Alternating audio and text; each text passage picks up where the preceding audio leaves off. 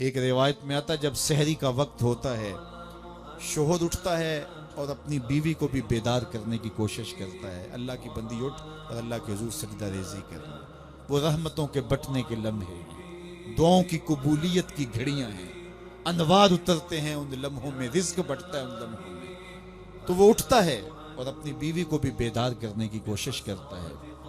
سارے دن کی تھکی ہوئی خاتون اٹھ نہیں پاتی تو خیر وہ خود وضو کرنے چلا جاتا ہے، لیکن اس کے دل میں بے چینی ہوتی ہے کہ یہ بھی کبھی اٹھ کے اللہ کے حضور سجدہ ریز ہو جائے تو کیسا اچھا لگے۔ یہ سچی محبت کی علامت ہے۔ خیر اسے خیال آتا ہے اور وہ پانی کا چلو ساتھ لیے آتا ہے اور اپنی بیوی کے چہرے پہ چھڑک دیتا ہے اور خود مصلی بچھا کے نماز پڑھنے لگ جاتا ہے۔ بیوی اٹھتی ہے، دیکھتی ہے میرا شوہر نماز میں ہے، اسے بھی خیال آتا ہے، اٹھتی ہے جلدی سے، وضو کرتی ہے، مصلی بچھا کے شوہر کے قریب نماز پڑھنے لگ جاتی ہے۔ ایک طرف شوہر نماز پڑھ رہا ہے، ایک طرف بیوی نماز پڑھ رہی ہے۔ سحری کے لمحے ہیں، ٹھنڈی ٹھنڈی ہوائیں چل رہی ہیں، انوار اور رحمتوں کی برکھا برس رہی ہے، کوئی دیکھ نہیں رہا، ریا کا شائبہ ہی نہیں، دروازے مقفل ہیں، اور کبھی سجدے میں بیوی ہے، کبھی سجدے میں شوہر ہے، کبھی وہ قیام میں ہے اور یہ رکوع میں ہے، کبھی یہ رکوع میں ہے وہ قعدے میں ہے۔ دونوں سحری کے وقت اللہ کے حضور سجدہ ریز ہے، میاں بیوی۔ حدیث پاک میں آتا ہے دونوں کو دیکھ کے رب مسکرا رہا ہوتا ہے، اپنی شان کے مطابق اللہ خوش ہو رہا ہوتا ہے کہ میرا بندہ اور میری دہلیز کی باندی کس طرح میرے حضور سجدہ ریز ہیں۔ اور اگر ان کو پتہ چل جائے نا کہ سجدے میں کتنی رحمتیں اتر رہی ہیں، وہ سجدے سے ساری نہ اٹھائیں۔ 5 گانا نماز کا شعار بنا لو زندگی میں، کبھی قضا نہ ہونے پائے، اور اگر اللہ نصیب کرے تو سحری کے سجدے بھی زندگی میں شامل کر لو۔ دیکھنا زندگی کس طرح ٹینشن فری ہوتی ہے۔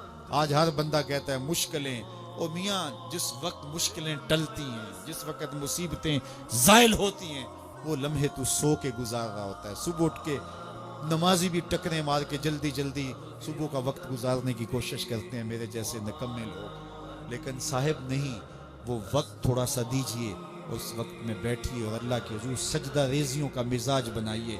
معراج النبی کا جو خاص تحفہ ہے وہ نماز ہے جو حضور لے کر آئے، اور پھر بارگاہ قدس میں جب حضور حاضر ہوئے، اللہ نے اپنے محبوب کو بہت کچھ دیا تھا۔ 70,000 اسرار تھے، 70,000 رموز، 70,000 حکایات، اور بہت کچھ دیا۔ سب کچھ دینے کے بعد کہا محبوب یہ تو میں نے خود دیا، اب تو بتا میں تجھے کس چیز سے نوازوں، تیری اپنی بھی کوئی چاہت ہو۔ تو محبوب نے جو جواب دیا وہ سنیے۔ ہم ہوتے نہ جانے ہمیں کوئی اختیار دیا جائے تو کیا مانگ لے، کوئی دولت مانگے، کوئی ثروت مانگے، کوئی شہرت مانگے، لیکن ذرا دیکھیے انتخاب دیکھیے حضور کا، اور پھر اشش کیجیے حضور کے انتخاب پہ۔ کہا کہ محبوب آپ کی جھولی میں کیا ڈالا جائے، کیا دیا جائے؟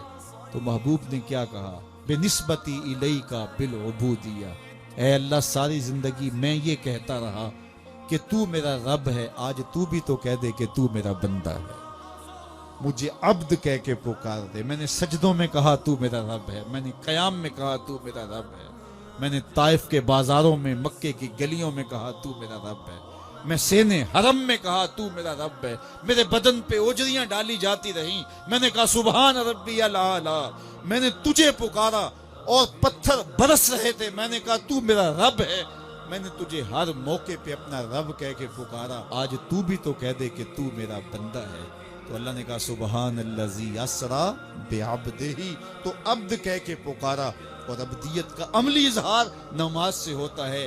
نماز میں جو سرور ہے، نماز میں جو لطف ہے، اور بندگی کا جو مزہ ہے وہ کہیں اور نہیں ہے۔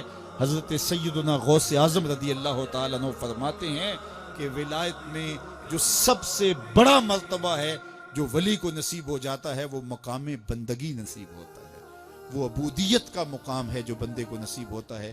تو یہ بندے کے لیے معراج ہے، اسی لیے کہا گیا الصلاۃ معراج المومنین، نماز مومن کی معراج ہے۔